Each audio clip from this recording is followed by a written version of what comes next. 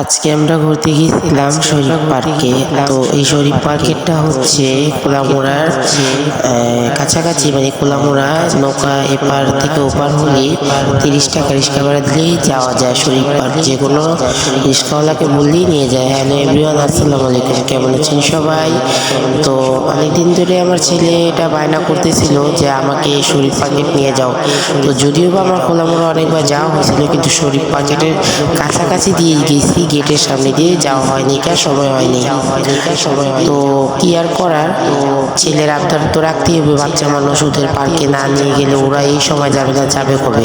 তো আমি চিন্তা ভাবনা করে ওর আব্বুকে বললাম যে এখন যেহেতু ঈদের সময়, চলো আমরা শরীফ পার্কে যাই। তো গেছি, বাইরে ভাই এত ভিড়, কি আর করা। দেখেন এখানে মানুষের মাথা মানুষ খায়।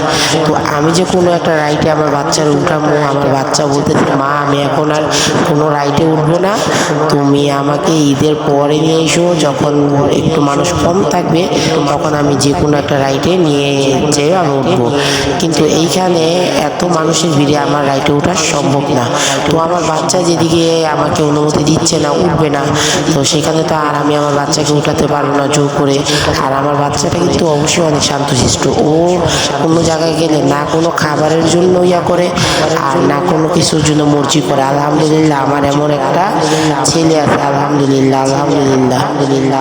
তো আমার বাচ্চাটাকে আমি জোর করে, আমি অনেক কিছু ওকে মানে বলছি যে আব্বু তুমি কোন রাইডে উঠবা বলো, দেরি হইলেও আমি সেই রাইডটাতে তোমার উঠাবো। আমার ছেলে কোনো মতেই রাজি হচ্ছিল না, হয়নি। ও ঘুরতেছিল, দেখতেছিল, এতে অনেক খুশি হয়েছিল। আর আমার মনের ভিতরে একটু খুঁতখুঁতি রয়ে গেছিলো যে আমার বাচ্চাটা কোনো রাইডে উঠলো না।